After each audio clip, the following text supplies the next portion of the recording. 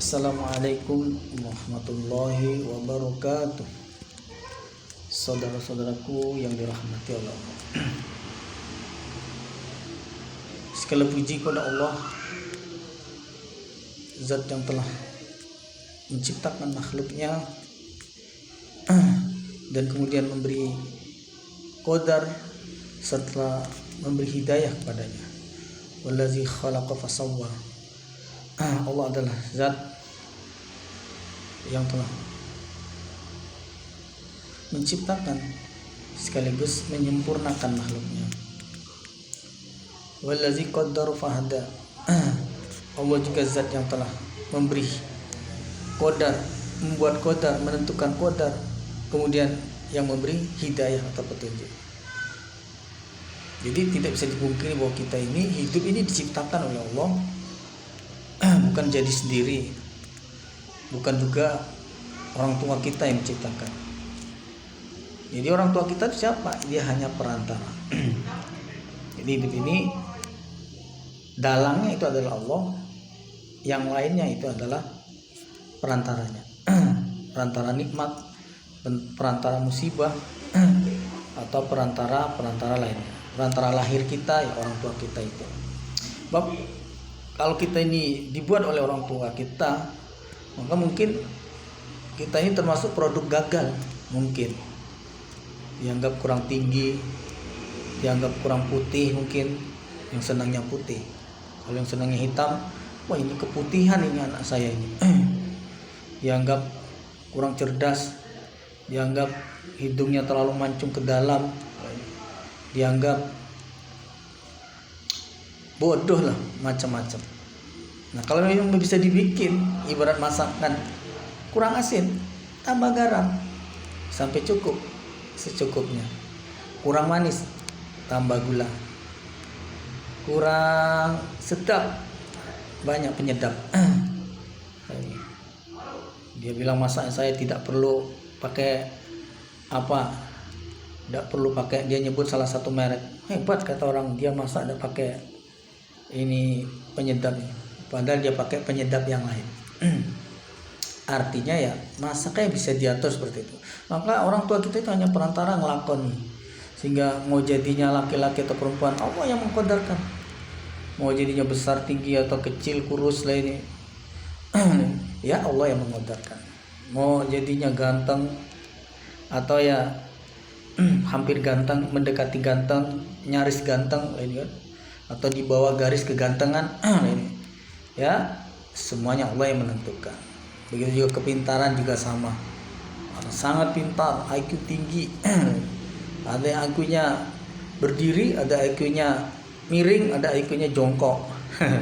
Itu semua Allah yang menentukan, Allah yang menciptakan. Maka kita bersyukur jadi manusia ini. Coba kalau seandainya diciptakan jadi makhluk lain, lah ini mungkin lebih enaklah jadi manusia daripada kita diciptakan dari cacing, ya kan gitu. Diciptakan jadi ini apa, kodok misalnya. Tapi ternyata makhluk-makhluk Allah yang lain nanti di akhirat setelah dia diberi kesempatan oleh Allah saling balas, makhluk lain itu ya semut, ya kodok, ya semua makhluk yang besar-besar, ya gajah misalnya, yang buas atau yang lawan itu, harimau, singa dan sebagainya, ular dan sebagainya. Itu diberi kesempatan saling membalas. Balas gimana? Balas penganiayaan. Kalau memakan itu tidak dianggap penganiayaan. Harimau makan sapi, harimau makan banteng, harimau makan kuda apa ya yang dimakannya itu, buaya makan apa? Buaya makan apa? Bukan makanan orang. Kalau yang dia makan itu bukan penganiayaan. Jadi kita tidak usah ragu, wah saya ini nganiaya makan ikan ini, kasihan ikan dimakan. Tak perlu. Kalau makan itu bukan nganiaya untuk dimakan. Tapi kalau untuk dimain-mainkan, dipukul, ditembak, dipanah, bukan untuk dimakan, itu menganiaya. Nah, perbuatan menganiaya seperti hewan yang punya tanduk menanduk temannya yang tidak punya tanduk waktu di dunia. Nanti di akhirat diberi kesempatan. Yang ditanduk ini oleh Allah diberi tanduk, yang punya tanduk tidak diberi tanduk, sehingga dibalas perbuatan tanduk menanduknya tadi dibalas. Sampai adil, apa ini selesai, dianggap adil, pas, ya sudah selesai. Setelah selesai, setelah habis, jadi apa mereka? Kemudian jadi tanah. Maka manusia yang saat itu menyaksikan, terutama manusia kafir, manusia yang sudah terbayang calon ahli neraka, dia melihat kejadian itu, dia berkata, ya laitani kuntu turoba. Waduh, kerusakan saya. Coba saya ini jadi tanah saja seperti itu, selesai urusan saya. Tapi tidak. Manusia masih panjang perjalanan hidupnya. Nah, di depan ini bukan kesempatan untuk memilih, tidak ada lagi. Memilih tidak ada, dipilih juga tidak ada. Jadi caleg menyalek tidak ada lagi nanti. Ini dipilih tidak, memilih tidak lagi. Di sana tinggal menerima hasil. Begitu juga usaha, tidak ada lagi usaha. Di sana mau jualan, tidak ada lagi. Ini di sana mau jadi kaya terus ini jadi pengusaha, tidak bisa lagi, tidak ada lagi kesempatan untuk itu. Dan orang tidak ada lagi yang pengen seperti itu. Justru kebanyakan orang mengajukan proposal, mengajukan izin kepada Allah bukan untuk ini jadi orang kaya, bukan. Dia mengajukan kepada Allah untuk kembali ke dunia untuk ibadah. Dia berjanji kalau dikembalikan ini dia akan beramal yang baik, tidak seperti amalannya yang dulu. Dia akan beramal yang baik. Itu janjinya. Yang tidak sholat mau sholat, yang tidak ibadah mau ibadah, yang dulu tidak yakin jadi yakin, dulu tidak iman jadi iman. Maka sekarang kalau kita lihat di dunia ini banyak orang tidak iman, nanti di akhirat semua akan jadi orang iman. Sekarang ada banyak, mungkin ada orang yang ragu-ragu, mungkin banyak karena kita tidak pernah ngitungnya. Untuk apa ngitungnya? Bukan urusan kita. Itu nanti di akhirat yang ragu-ragu waktu di dunianya, benar ndak agama ini, benar ndak Allah ini Tuhan, semua akan jadi orang yang yakin. Tapi iman dan yakin setelah di akhirat itu iman dan yakin yang terlambat. Telat itu namanya. Mending telat bulan. Bukan telat bulan, bukan. Ini terlambat imannya. Ini kurang cerdas. Kesempatan iman, kesempatan yakin itu di dunia ini baru pas. Tapi kalau sudah mau mati, sudah di akhirat, baru mau iman, tidak ada artinya imannya. Bahkan jangankan sampai akhirat, sudah sekarat saja sudah iman tidak diterima lagi. Sudah sekarat, lagi 2 karat ya, baru sekarat saja tidak terima lagi imannya, baru mau iman, tak bisa. Atau sudah sampai datang tanda-tanda kiamat yang besar. Contoh matahari misalnya terbit biasa dari timur, kemudian terbitnya dari arah barat. Terus benar ternyata selama ini tidak pernah matahari itu salah keluar gitu ya. Ternyata berarti benar agama ini. Aduh, saya mau masuk Islam saja. Nah, itu sudah terlambat.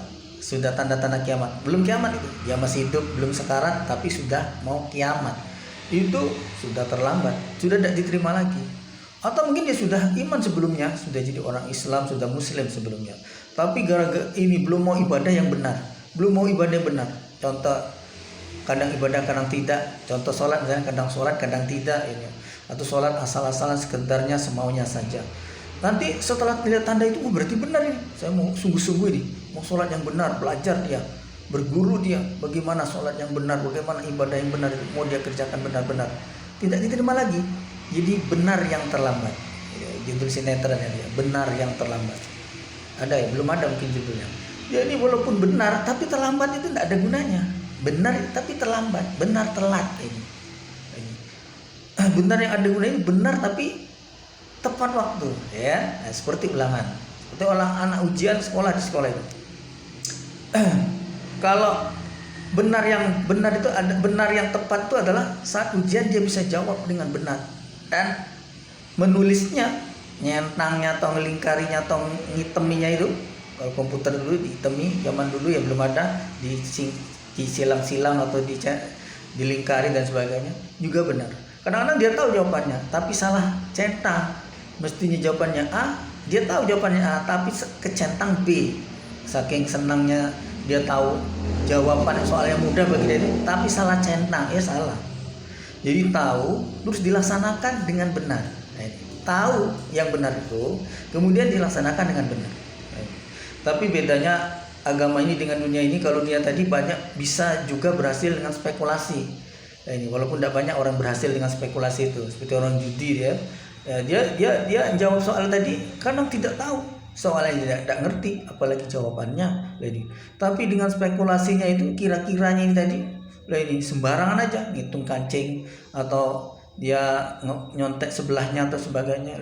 Tidak ada yakin bahwa pasti benar, tidak ada. Dilalah yang dia jawab itu kok sesuai dengan jawaban yang sebenarnya. Dia bisa benar, dia bisa jawaban, dia bisa dapat nilai yang bagus. Tapi itu dunia. Agama tidak seperti itu. Agama tidak seperti itu. Tidak bisa diakal-akali atau tidak bisa, tidak sengaja. Sebaran sesat. Ada istilah sesat dalam agama ini. Orang sesat, kalau dunia ini kadang-kadang ada yang sesat, ada yang beruntung. Ini dia bilang gini, saya itu nyasar. Tahu-tahu saya itu masuk kemana itu tahu-tahu di situ ya banyak buahnya, sehingga saya bisa makan buah dengan sepuasnya. Sesat tapi beruntung. Itu di dunia ada. Sesat, nyasar saya. Ini tahu-tahu masuk ke situ kampung itu cewek semua orangnya, cantik-cantik. Waduh, beruntung dia. Ini sesat tapi beruntung. Mungkin di dunia ada. Tapi kalau urusan agama mana ada sesat, nyasar kok masuk surga? Wah, enggak ada. Saya itu sesat dulu di dunia, nyasar. Jalan kemana-mana, tiba-tiba pintu surga, saya masuk aja. Mana ada. Karena akhirat itu adalah ganjaran, balasan yang diberikan. Bukan di sana itu masuk sendiri, ngambil sendiri, tidak. Ini bukan prasmanan, ngambil sendiri, makan apa yang bisa dimakan, silakan boleh dimakan, all you can eat, bukan. Tapi di sana itu penghargaan. Yang dimasukkan surga itu adalah orang yang dihargai dulu di dunianya, dianggap pantas melakukan hal-hal apa-apa yang dianggap benar, sehingga dimasukkan ke surga. Jadi masuk ini dimasukkan oleh Allah. Enak masuk tapi dimasukkan. Bukan masuk sendiri. Begitu juga yang masuk neraka.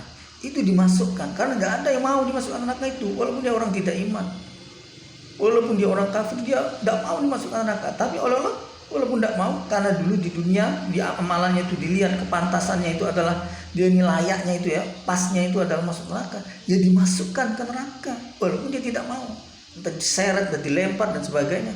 Ini dimasukkan. Jadi bukan kita nanti, banyak orang dunia ini kadang-kadang dia berpikir, itu urusan akhirat nanti saja saya pikirkan, saya usahakan nanti. Wah, bukan. Dunia ini penentu. Dunia ini penentu. Hidup ketika kita masih hidup ini adalah penentu.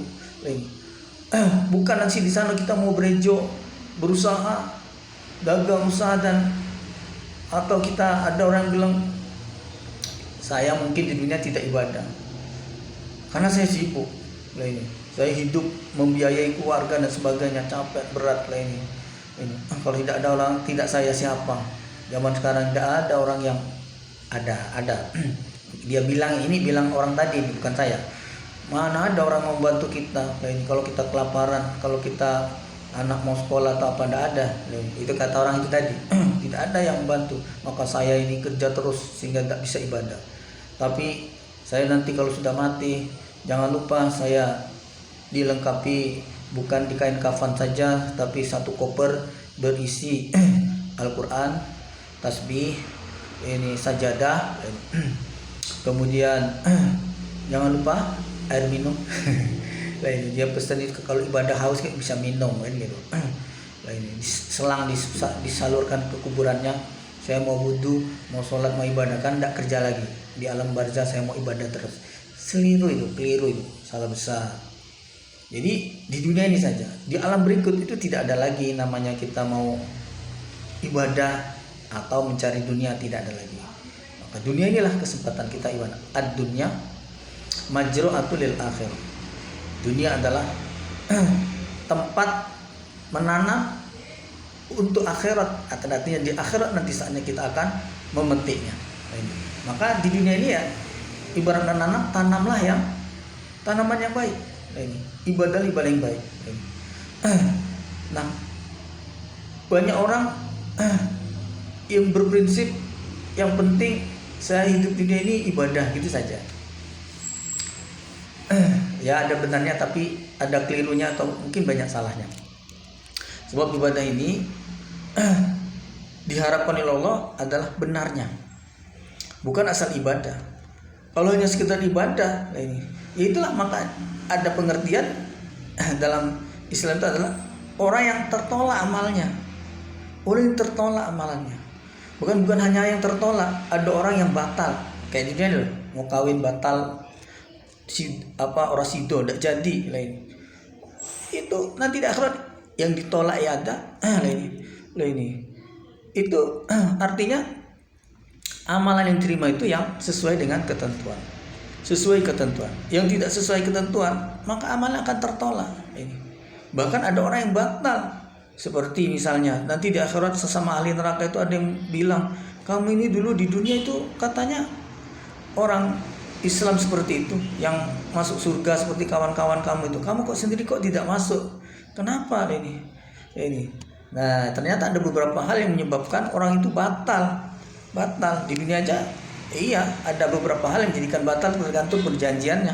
Tapi kalau dalam Islam ini ada beberapa hal yang menyebabkan walaupun dia sudah Islam, pernah Islam gitu ya, jadi batal. Contohnya dia murtad, beralih agama, berlain pindah ke lain hati, pindah ke lain agama, itu murtad. Walaupun dia selama waktu Islamnya dulu pernah haji, sudah haji berkali-kali, umroh berkali-kali, gara-gara pandemi ini sudah berhenti tidak lagi umroh, tapi sudah sempat banyak korban setiap tahun. Kadang korban sapi, kadang korban kambing, kadang korban perasaan, ya. Pokoknya korbannya banyak. Malam Ramadan dia puasa, yang menghidupkan malam-malam Ramadan, bahkan 10 malam akhir dia itikaf dan sebagainya. Membangun masjid, banyak masjid yang dia bangun. Bahkan ada nama masjidnya dibikin namanya sendiri. Nah, sebanyak apapun amalannya, bahkan sempat berjihad fisabilillah, pernah jihad sabilillah, pernah. Tapi seandainya matinya dalam keadaan dia murtad, ya itu batal. Walaupun banyak sekali pahalanya itu, kalau mau dihitung banyak sekali pahalanya, tapi kalau dia murtad itu jadi batal. Atau ada lagi yang membatalkan keislaman atau membatalkan surga janji Allah bagi orang iman dan beramal soleh itu, yaitu orang yang mengerjakan kemusyrikan. Orang kalau mengerjakan kemusyrikan ini maka batal amalannya, jadi rusak. Ibarat gambarannya itu seperti makanan ya, yang walaupun banyak, walaupun enak, tapi sudah kecampur racun. Itu tidak bisa dimakan itu. Tidak bisa ya, tidak layak dimakan. Kalau mau makan ya silakan, nekat namanya. Bukan jadi makanan tapi jadi racun, jadi bumerang. Ini bukan mengenyangkan tapi bisa menjadikan celaka. Itu gambarannya amalan yang menyebabkan rusaknya amalan. Kemusyrikan itu. Innallaha la yaghfiru an yushraka bihi wa yaghfiru dan Allah tidak mengampuni dosa syirik. Maduna zalika. Allah mengampuni selain demikian itu. Lima yasha, bagi orang yang Allah kehendaki. Jadi kalau dia berbuat syirik, dia bawa sampai matinya ke akhirat belum tobat, itu ya. Jadi kalau berbuat syirik seperti sahabat-sahabat Nabi dulu ya, mungkin banyak orang-orang musyrik dulunya. Kok bisa diampuni? Syirik yang diampuni itu syirik yang bertobat sebelum mati. Itu. Jadi perbuatan syirik dikerjakan, kemudian dia tobat sebelum mati, terus masuk Islam, dia bertobat, itu diterima. Nah, banyak orang yang berbuat syirik dia belum sempat tobat. Ada yang belum tobat, belum masuk Islam. Atau syirik itu tidak mesti, kalau syirik itu mesti di luar Islam, tidak. Orang Islam sendiri banyak mengerjakan kemusyrikan. Walaupun dia orang Islam mengerjakan kemusyrikan, karena dia merasa dirinya Islam sehingga tidak perlu bertobat, masih tetap mengerjakan kemusyrikannya itu, maka ternyata di akhirat amalnya rusak. Dia dianggap berbuat kesyirikan, sehingga di akhirat tertolak amalan ini, jadi rusak. Mana amal saya, semua sudah rusak, sudah hancur. Habitat amaluhum fid dunya wal akhirah, rusak semua. Apalagi selain syirik. Nah, jadi orang munafik. Innal munafiqina fi darki asfali minan nar. Orang munafik itu di dasar keraknya neraka. Orang kafir saja tidak di paling bawah, ini orang munafik itu malah paling bawah. kemunafikan sendiri dalam sebuah hadis dikatakan sampai ada 60 cabang. Kita tidak perlu punya cabangnya sampai 60 atau 59. Satu aja cabang kemunafikan yang kita kerjakan itu, ya kita jadi orang munafik. Maka kemunafikan itu harus dijauhi sejauh-jauhnya. Harus dijauhi sejauh-jauhnya. Maka kalau dikaji Quran itu dari Fatihah sampai sampai An-Nas, dan itu terutama di Al-Baqarah yang banyak kita temui itu ciri-ciri orang munafik ini. Nah, supaya ciri-ciri itu jangan sampai kita lakukan. Bukan ciri itu untuk menilai orang lain, nah orang ini munafik ini. Tak perlu. Yang penting ciri-ciri itu jangan ada di diri kita. Ini. So, kalau kita punya sifat orang munafik, maka amalan apapun yang kita kerjakan tidak diterima. Dianggap hilang, rusak, hancur, cuma-cuma saja, sia-sia saja. Nah, maka digarisbawahi lagi, maka hidup kita ini jadi orang Islam tidak cukup, jadi orang iman tidak cukup, tapi kita harus beramal yang benar. Iman kita harus benar, Islam kita harus benar. Bagaimana caranya iman benar, keislaman kita benar? Nah, kan Islam ada pedomannya. Seperti ibarat kendaraan, ada buku panduannya itu, apa istilahnya itu, buku panduan textbooknya itu atau manual buku penduduknya itu. Nah, maka itu benar ini. Itulah yang pas ini. Istilahnya kalau dicontohkan lain, kalau kita mau mengukur panjang, ya, ada alatnya, meteran itu loh. Jangan salah, jangan pakai timbangan. Ukur panjang berapa luas tanah saya ini, mau diukur pakai timbangan, tidak selesai ditimbang tanahnya. Keliru alat ukurnya, pakai meteran.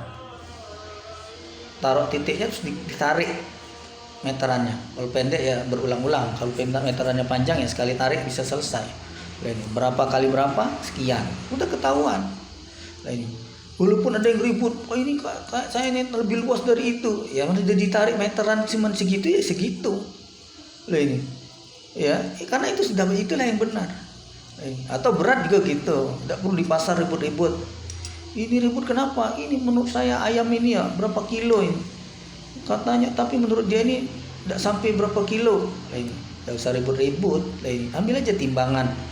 Kalau setelah ditimbang, maka yang tadi bilang ketinggian, ya harus menerima bahwa dia salah menilai ketinggian tadi. Begitu juga yang kerendahan, cuma berapa kilo, ternyata akhirnya ini yang benar itu yang berapa, dia harus menerima ini. Karena itulah yang benar. Tidak perlu usit. Yang menang bukan, tapi ya ditimbang berapa, angka ditunjukkan oleh jarum timbangan itu. Tidak perlu ribut-ribut. Samalah dengan agama ini. Apa ukurannya? Ya Al-Quran hadis. Maka kita kalau bisa seperti ini ibarat kunci ya, hidayah itu ibarat kunci ya. Quran hadis itu hidayah, maka kalau bisa itu setiap lekuknya itu kita ikuti. Kunci itu loh, jangan kita buang, jangan kita kurangi, jangan kita tambahi. Kunci itu kalau kita tambahi itu nyangkut, tidak bisa dibuka. Itu gambarannya hidayah. Atau kita kurangi, kita potel aja kelebih ini jelengkung-lengkung itu kita patahkan gitu, juga sama, tidak bisa. Maka sedapat mungkin, sebisa mungkin ini kita kerjakan misalnya ibaratnya ibadah tertentu ada petunjuknya tuh 1000. Kalau bisa 1000-1000-nya itu loh, jangan kita kurangi, kerjakan semua. Kalau bisa, kalau 1000 misalnya ibarat petunjuk ini bikin kue, maka kita ikuti bahannya apa, kita ikuti ukurannya berapa, jumlahnya berapa, bentuknya kayak apa, ketebalannya berapa, warnanya kayak apa. Semakin kita mengikuti, itu semakin kita benar. Gak perlu kita lebih enak tebal. Saya senangnya yang tebal. Ya, kamu yang senang yang tebal. Saya senangnya tipis. Atau saya senangnya yang empuk. Atau saya senangnya yang bantet keras. Itu kesenangan kita masing-masing ya beda. Ikuti saja.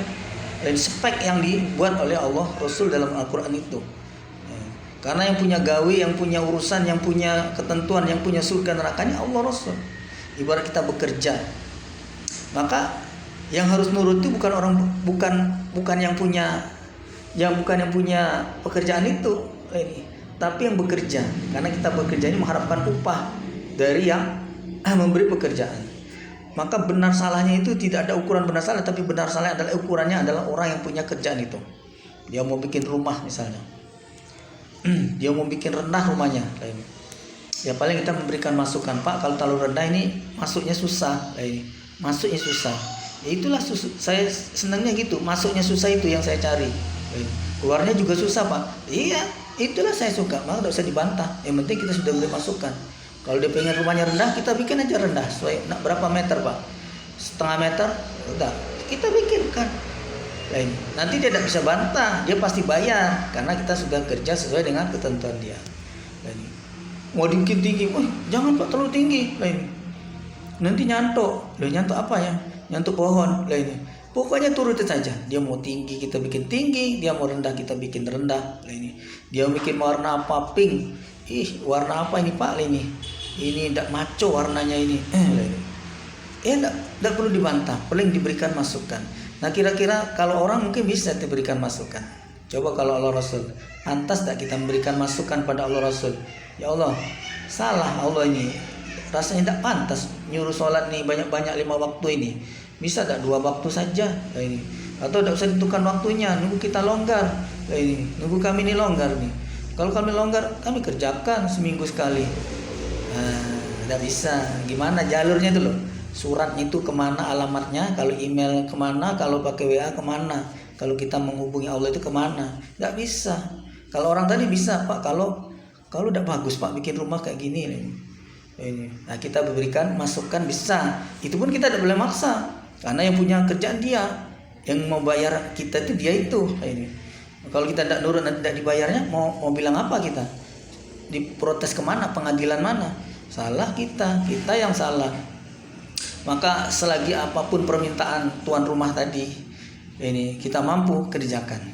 Kita mampu ya kerjakan. Mau dibuat tidak usah pakai kamar katanya, biar plong. Kenapa Pak dibuat kamar? Sekedar nanya. Jangan kita ini tidak mau. Kok saya tidak mau Pak kalau tidak pakai kamar. Kenapa? Yang punya rumah siapa? Dan rupanya yang punya rumah itu ya hobi bulu tangkis lah ini. Jadi dalam rumah itu main bulu tangkis ya lah ini. Kalau mau tidur gampang, tinggal digelar di kasur aja lah ini. Kalau udah ada pekerjaan tinggal dipasang hordeng. Selesai pekerjaan hordeng dibuka. Kasur dijemur di luar. Sudah, tak masalah lah ini. Kerjakan saja sesuai ketentuan.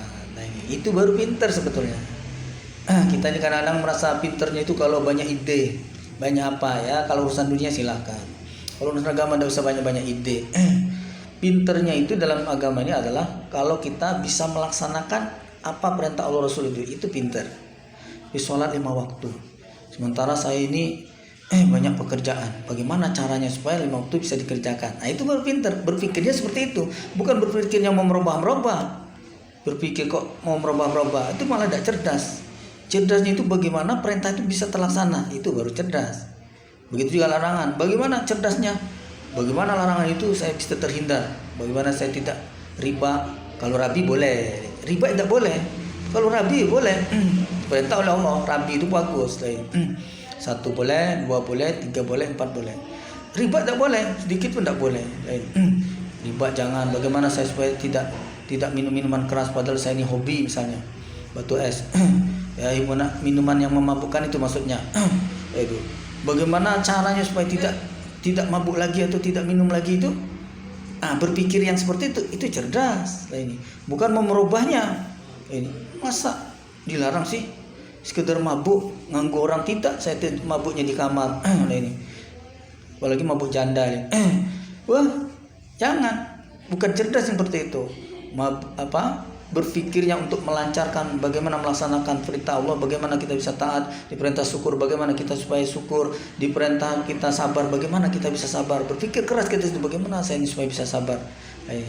Itu baru cerdas. Maka kita ya supaya beramal soleh. Innallazina amanu wa amilus solihat, orang iman dan beramal soleh. Dalam Quran itu saya belum sempat hitung, tapi banyak kalimat seperti itu. Apa janjinya? Surga. Iman dan beramal soleh itu janjinya surga. Jadi hati kita iman dan amal kita soleh. Nah, penutup dalam kesempatan ini, bagaimana kita tadi supaya amal kita jadi soleh, bagaimana iman kita jadi benar juga, karena semua harus benar. Sebab kalau tidak benar, ya tidak diterima tadi. Kita saja tidak mau terima, apalagi Allah. Kita yang hanya sekedar gaji tidak seberapa orang itu aja kita bisa protes, bisa tidak mau kita bayar. Apalagi Allah akan memberikan surga yang luar biasa. Ya ini wajar dong kalau Allah mau menolak amalan-amalan yang dianggapnya tidak cocok atau tidak sesuai, tidak standar, tidak sesuai dengan ketentuan Allah Rasul. Nah, maka bagaimana jalan keluarnya? Insya Allah dalam kesempatan berikutnya akan kami jelaskan bahwa kita harus memulai dengan mengaji Al-Quran dan Al-Hadis. Demikian saja yang dapat kami sampaikan kesempatan kali ini. Mungkin banyak kekurangan, kesalahan dan kata-kata yang kurang berkenan, kami mohon maaf yang sebesar-besarnya. Atas perhatiannya kami syukuri. Alhamdulillah, jazakumullahu khairah. Assalamualaikum warahmatullahi wabarakatuh.